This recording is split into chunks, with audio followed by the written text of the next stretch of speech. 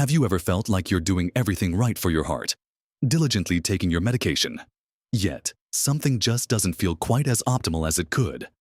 It's a frustrating thought, isn't it? To be so committed to your health, to consistently take your amlodipine as prescribed, only to unknowingly undermine your efforts with everyday choices. Often things that seem perfectly harmless. What if I told you that some seemingly innocent habits, common foods, or even other readily available medicines could actually be working against your amlodipine, potentially putting unnecessary strain on your heart without you even realizing it? For many seniors, managing blood pressure and heart health is a daily reality, and amlodipine is a trusted companion on that journey. But what we put into our bodies, and sometimes even the other remedies we reach for, can significantly impact how well our medication works, and, more importantly, how healthy our hearts truly are. It's not about fear, it's about knowledge, about empowering yourself to make the best choices. In this conversation, we're going to uncover 5 often overlooked things that seniors, especially those taking amlodipine, really need to be aware of to safeguard their heart health. We'll dive deep into why these interactions matter and, more importantly, what's simple, practical adjustments you can make starting today. This isn't about drastic changes, but about informed, gentle shifts that can make a world of difference. Make sure you stay with me until the very end, because I've got a revelation that might genuinely surprise you, something crucial for your long-term well-being and peace of mind. Let's gently ease into our first discovery, something that often hides in plain sight, a seemingly healthy fruit that can become a bit of a challenge when paired with your amlodipine. I'm talking about grapefruit and its juice. Now, you might think, grapefruit, it's natural, it's full of vitamins, what could possibly be wrong with it?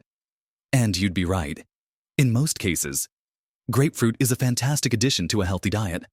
However, for those of us taking amlodipine, it's a different story entirely. The magic, or rather, the interaction, happens because grapefruit contains certain compounds, specifically furanocoumarins, that interfere with a very important enzyme in your body called CYP3A4. This enzyme is like a little worker in your liver and intestines that helps break down many medications, including your amlodipine. When you consume grapefruit, these compounds essentially tie up that enzyme, preventing it from doing its job. What happens then? Well, your amlodipine isn't broken down as quickly as it should be. This means that more of the medication stays in your system, and its levels can rise to higher than intended concentrations. It's almost like taking a higher dose than your doctor prescribed, without even knowing it. And when amlodipine levels get too high, you can start to experience increased side effects. These might include a more significant drop in blood pressure than desired, leading to dizziness, lightheadedness, or even fainting spells, which can be particularly concerning for seniors. You might also notice more swelling in your ankles or feet, headaches, or even a faster heartbeat. Imagine enjoying a refreshing glass of grapefruit juice with your breakfast, thinking you're doing something healthy, only to feel a wave of dizziness later, completely unaware of the connection. It's a common scenario, and one that's easily avoided once you know the secret. So, the clear actionable step here is to completely avoid grapefruit and grapefruit juice while you're taking amlodipine. This isn't a small adjustment, it's a critical one. Be mindful of labels on fruit juices, fruit salads, and even some jams or jellies, as grapefruit might be included without being the main ingredient. If you're a fan of citrus, there are plenty of other wonderful options like oranges, tangerines, or lemons that don't pose the same risk. Always err on the side of caution. Your heart will thank you for this simple, yet powerful adjustment. Now, while that might change your breakfast routine, our next point is something that sneaks into our diets far too often, yet its impact on your heart, especially when managing blood pressure with amlodipine, is profound. I'm talking about high-sodium processed foods. We all know that too much salt isn't good for blood pressure, but when you're specifically taking amlodipine to lower it, consuming excessive sodium can feel like taking 1 step forward and 2 steps back. Amlodipine works by relaxing your blood vessels, making it easier for blood to flow and reducing the pressure against your artery walls. Sodium, on the other hand, encourages your body to hold on to water. This extra fluid increases the volume of blood in your vessels, which in turn raises your blood pressure. So, while your medication is working hard to lower that pressure. A diet high in sodium is actively fighting against it, making your heart work harder and potentially making your medication less effective than it could be. Think about how often we reach for convenience. A quick frozen meal for lunch, a can of soup on a chilly evening, deli meats for a sandwich, or even those seemingly innocent packaged snacks. These items are often loaded with hidden sodium, far more than you might realize from just a quick glance at the label. For example, a single serving of canned soup can contain half or more of your daily recommended sodium intake. A slice of deli turkey or ham might seem harmless, but a few slices can quickly add up. And those crunchy crackers or chips, they're practically salt delivery systems. It's not just the obvious salty foods like crisps and pretzels. It's the sauces, the condiments, the bread, the cereals. Sodium is everywhere in our processed food supply. So, what can you do? The most impactful change you can make is to become a label reader. Turn that package over, squint at the nutrition facts, and look for the sodium content. Aim for foods labeled low sodium, reduced sodium, or no salt added. Better yet, prioritize cooking at home with fresh ingredients. When you cook your own meals, you are in complete control of how much salt goes into your food, instead of relying on salt for flavor. Experiment with a vibrant array of herbs and spices. Think garlic powder, onion powder, paprika, cumin, oregano, basil, rosemary, lemon juice, vinegar, and a sprinkle of black pepper can also add a delightful zing without the sodium. It takes a little extra effort initially, but the long-term benefits for your heart and overall well-being are immeasurable. Imagine enjoying a delicious, flavorful meal that you know is actively supporting your heart health, rather than subtly undermining it. Making these conscious choices about the foods you consume can significantly amplify the positive effects of your amlodipine, truly supporting your heart in its vital work. Moving from what we eat and drink, let's turn our attention to something many of us reach for without a second thought when aches and pains pop up. I'm talking about certain over-the-counter pain relievers, specifically non-steroidal anti-inflammatory drugs, or NSAIDs. You might know them by common brand names like ibuprofen or naproxen. They're staples in many medicine cabinets for good reason. They're excellent at reducing pain and inflammation from things like arthritis, muscle aches, or headaches. However, when you're taking amlodipine for your blood pressure, reaching for NSAIDs without caution can be problematic. Here's why NSAIDs can, in some individuals, cause the body to retain sodium and water. Remember how we just talked about sodium causing your body to hold onto fluid, which then increases blood volume and, consequently, blood pressure. Well, NSAIDs can trigger this same effect. This means that while your amlodipine is working diligently to relax your blood vessels and lower your blood pressure, the NSAID could be causing your body to hold onto fluid, leading to an increase in blood pressure. It's like your pain reliever is partially canceling out the hard work your amlodipine is doing. Over time, consistent use of NSAIDs can lead to a sustained increase in blood pressure, making your amlodipine less effective and potentially requiring your doctor to adjust your medication, which might not even be necessary if you were aware of this interaction. Think about it. You wake up with a stiff back or a nagging knee pain. You pop an ibuprofen, and you feel better. What you don't realize is that while your pain is easing, your blood pressure might be creeping up, putting extra strain on your heart without any noticeable immediate symptoms. It's a silent interaction, but one that can have real consequences for your long-term heart health. So, what's the actionable advice here before you reach for that bottle of ibuprofen or naproxen? Especially if you plan to take it regularly for chronic pain. Have a conversation with your doctor or pharmacist.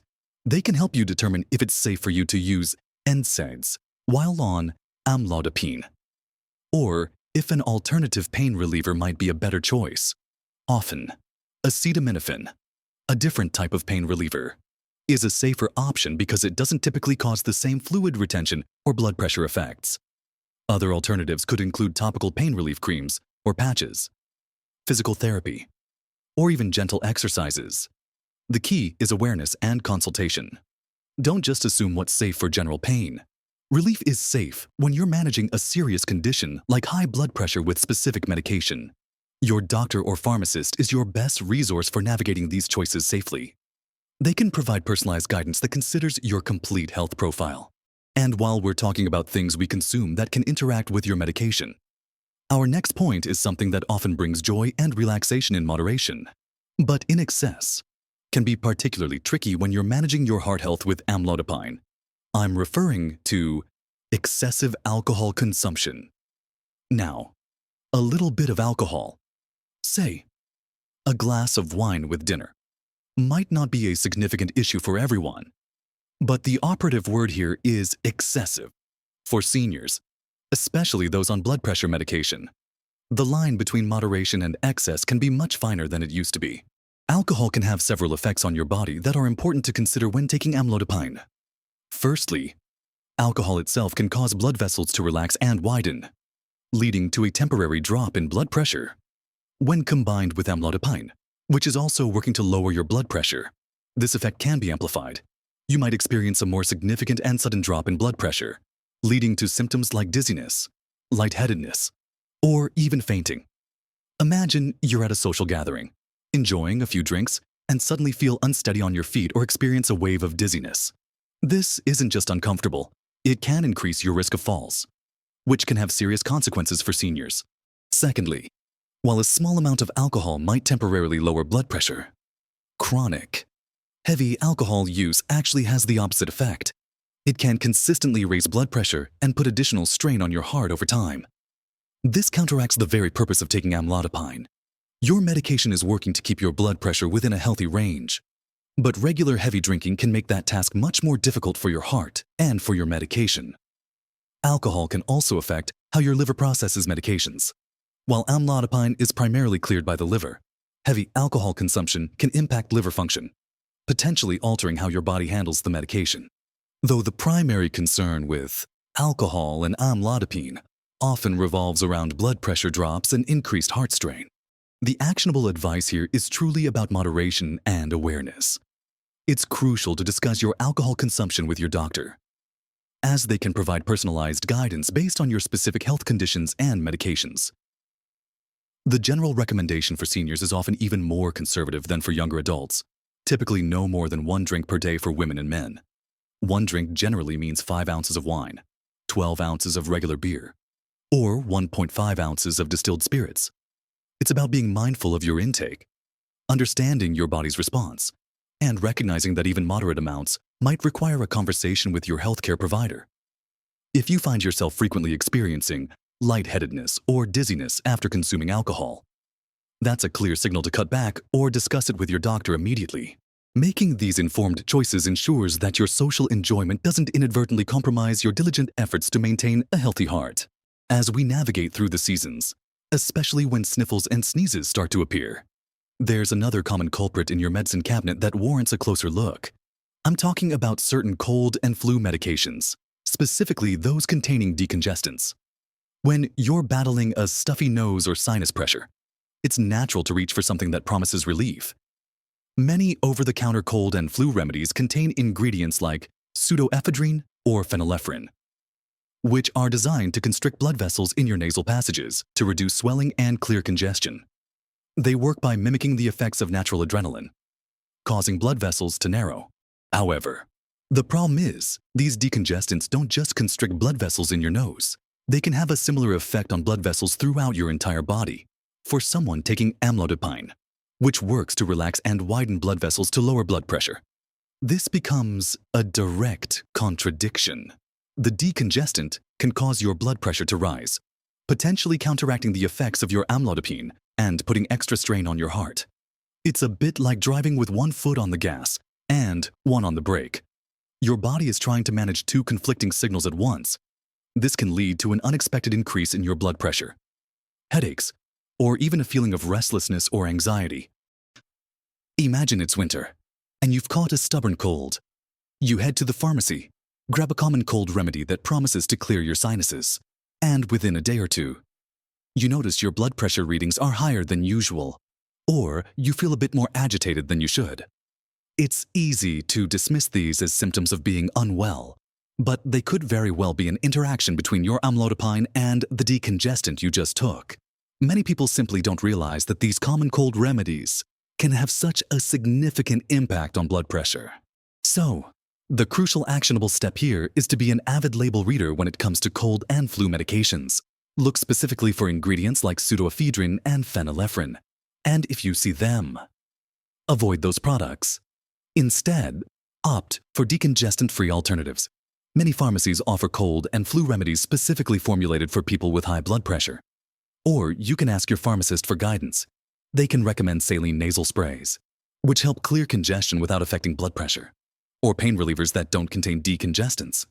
Sometimes, simply resting, drinking plenty of fluids, and using a humidifier can provide significant relief without any medication at all. The key is to be proactive and informed, especially during cold and flu season. Don't hesitate to ask your pharmacist or doctor before taking any new over-the-counter medication, no matter how harmless it seems. So, we've explored grapefruit, those sneaky high-sodium processed foods, the common pain relievers, the tricky balance with alcohol, and even those seemingly harmless cold remedies. It might sound like a lot to remember, but I promise, these aren't about drastic overhauls, but rather mindful adjustments and informed decisions. Each small step you take, each informed choice you make, is a powerful act of self-care for your magnificent heart. Remember, your heart has carried you through so much, supporting you through every laugh, every challenge, and every precious moment of your life. And now, armed with this knowledge, it's your turn to support it with even greater care and kindness. These insights aren't meant to cause worry, but to empower you, to give you the upper hand in your health journey, ensuring that your amlodipine can work as effectively as possible, and that your heart remains as strong and vibrant as you are. It's about building a deeper understanding of your own body and how everyday choices can impact your medication and overall well-being. This journey of wellness is continuous, and every piece of knowledge you gain is a step towards a healthier, more fulfilling life. I truly love to hear from you. Have any of these things surprised you? Were you already aware of some of these interactions? Or is this new information for you? What other health topics are on your mind that you'd like us to explore in future conversations? Share your thoughts and experiences in the comments below, because your wisdom and questions help everyone in our community learn and grow together. If you found this conversation helpful, if it brought you a new insight, or simply a moment of reassurance, please give it a thumbs up. That tells me you want more practical, empowering advice like this. And if you haven't already, do consider subscribing to our channel. We're here to share more uplifting and helpful insights to help you thrive at every stage of life, always focusing on practical, actionable steps you can take for your well-being. Remember, every day is an opportunity to make choices that nourish your body and spirit. Keep embracing life with curiosity, with joy, and with the incredible strength that comes from taking charge of your well-being. You have the power to make a positive difference in your health, one informed choice at a time. Live your best life, vibrant and full, at every age.